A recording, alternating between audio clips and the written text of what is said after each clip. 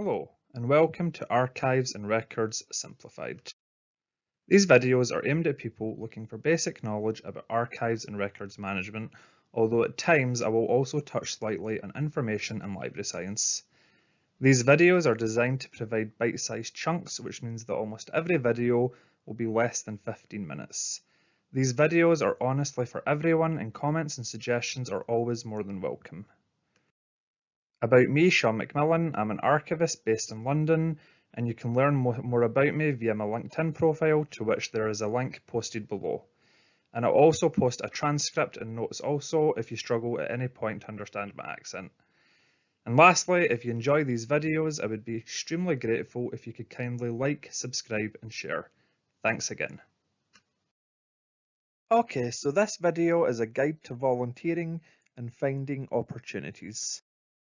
Okay, so this video was inspired by a number of people who were asking me about ways to get experience, and I would say one of the best ways to get experience is volunteering. For many early professionals, and even some people who've been in the sector for a few years, there can often be a challenge of having to sort of get roles that require experience when you don't have experience. It's like, how do you get experience without experience? And one way around that is definitely volunteering. I would say it's almost inevitable for most archivists and information professionals. And I do know people that are now very senior in their career who still undertake some voluntary work on the side, whether it be for various committees or boards, etc. It can be difficult to find opportunities, but I'm hopeful that this video will help guide you. And I also have a few general recommendations. I'd recommend looking for something relating specifically to archival work. This may include cataloguing, digital preservation, outreach, digitisation, etc., or at least working with actual archives. I would avoid anything too generally administrative or non-archive related. I have very occasionally seen some organisations essentially advertise voluntary roles or take on volunteers to essentially undertake admin work, which doesn't really involve working with any archives or picking up any skills that would benefit you in an archival career. So that's just something to remember. And please also remember that not all places can offer voluntary roles, or that some organisations may need to satisfy their own internal protocols first. So I would also say be very patient and also be very persevering. Opportunities will come up, but you may have to wait a bit, or you may have to do quite a bit of digging. So as I say, hopefully the rest of the video will give you some ideas about how to find opportunities and get some useful experience. Okay, so my first piece of advice would be maybe to look at the various organisations and bodies. And I've put a few examples in a slide. This slide is far from exhaustive. There are many other organisations that offer opportunities. But for example, the Archives and Record Association have often provided a multitude of volunteering opportunities. The link beneath their name takes you to a part of their website which tells you about some of the volunteering they allow. So for example, the Archives and Records Association, they have multiple subgroups, such as the section for business records or the section for digital preservation, etc. There's various different sections, and many of these sections often offer volunteer roles, such as a treasurer, or as an administrator, or as a secretary, where you can pick up skills and experiences. They very occasionally advertise via things such as the NRA listserv and on our website. And I would say that these are the kind of things I would recommend looking at first.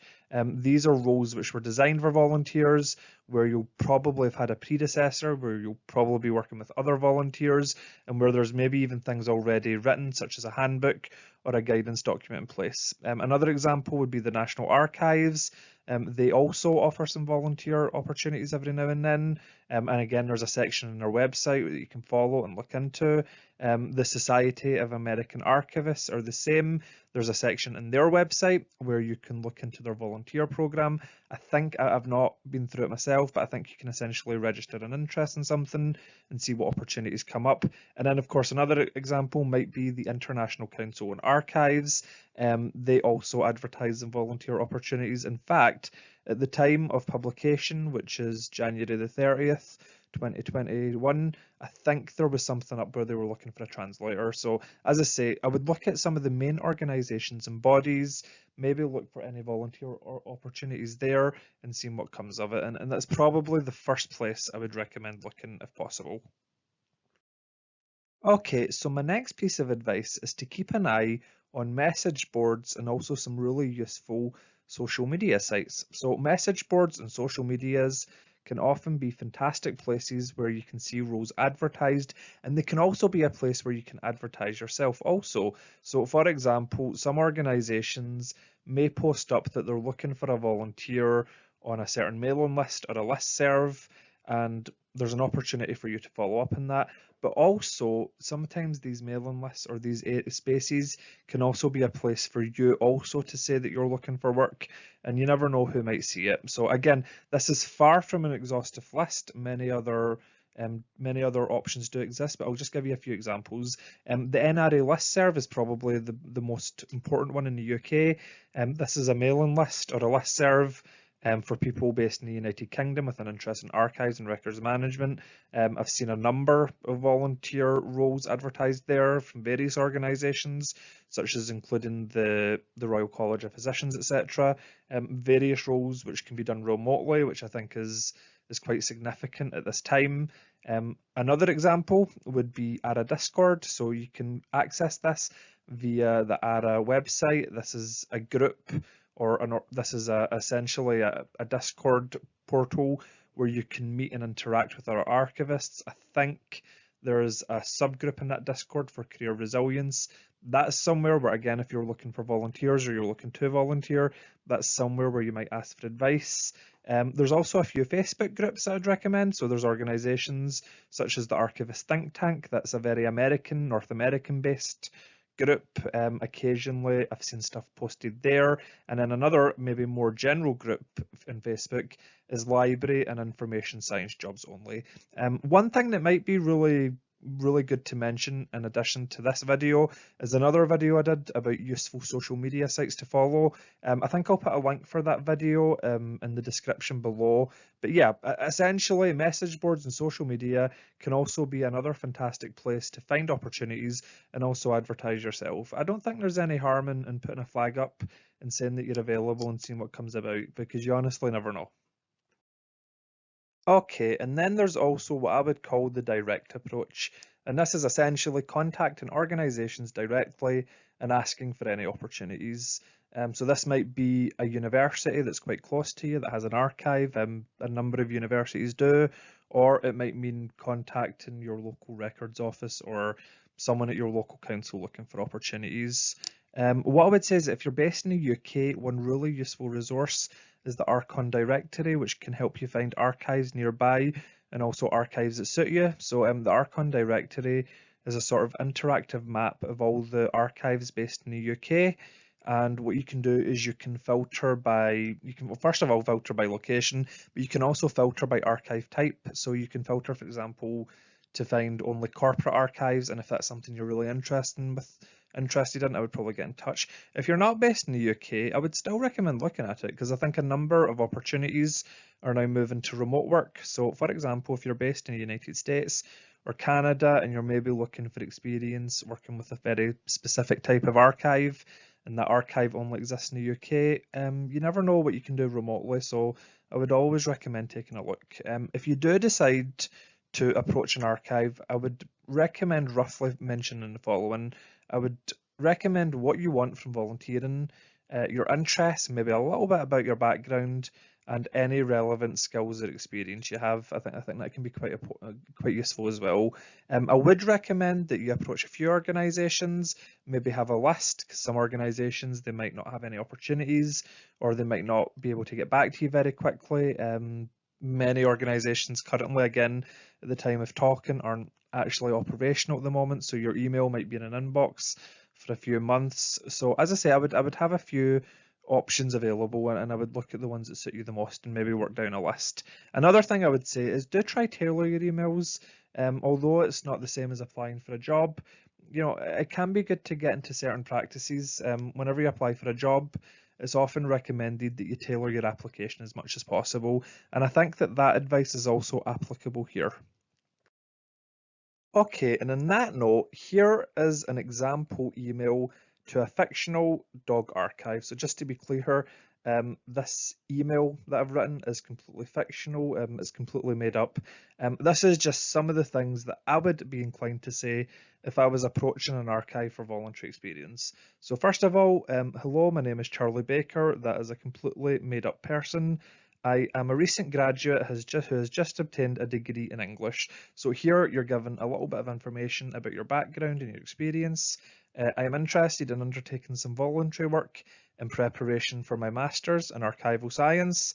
So this just gives an indication of what you're looking to gain from volunteering, and also maybe where you are in your career and your sort of level of skill at that time. I'd be interested in any opportunities you have, especially relating to cataloguing. So again, this is a prompt. This is you suggesting an area or a skill set in which you wish to develop. As an English graduate, I'm very good at working independently and have some experience with rare books. So again, this is an insight into your skills and experience. Your archive caught my eye because I love animals and enjoyed reading your blog. So again, this is where you're personalising a bit, and this is where you're sort of showing that you've paid attention to the archive that you're applying for, and you've done a little bit of background research. Please get back to me if you have any opportunities or can refer me to someone who does. That's actually quite an interesting thing. Sometimes when approaching people, it may be possible that the archive you're getting in contact with isn't in a position to help you, but that doesn't mean that archivists don't know other people, or they may not know of other opportunities that are out there. So maybe that additional prompt can be very useful. So as I say, generally I would keep it quite concise. I would be very direct if possible. Sometimes it might be useful if you have a really productive early exchange, you may suggest a brief phone call. And lastly, what I would say is this really is just an example. You should really be tailoring your emails to each opportunity. And on that note, I would take this as a sort of very basic template. But as I say, if I was approaching an archive and I was sort of early career, these are some of the things I would mention, and this is roughly how I would structure it. Okay, and lastly, just one other thing I would say before I give you some quick references. Archives and Records Simplified is always open to collaboration. If you are someone that's looking for any voluntary opportunities, and again, this is open to everyone who's either based in the UK, America, any part of the world whatsoever. If you're interested in helping with the channel, then I'm more than happy for anyone who's willing to suggest videos, help edit videos, or even in some cases create videos. I'm open to all ideas, passions, and perspectives. So I'm just throwing that one out there if you are someone who's looking for any voluntary roles or experience. Okay, and finally, here is just some references and some additional reading that may be relevant. Okay, otherwise, thanks again for watching, and I hope you enjoyed the video. And lastly, other videos also exist on a range of topics, including short courses, catalogues, and a range of book reviews. I'm also totally open to any ideas or suggestions, and if you also have an idea for a video you'd like to create yourself or help edit, then I'd be more than happy to hear about it. Thanks again.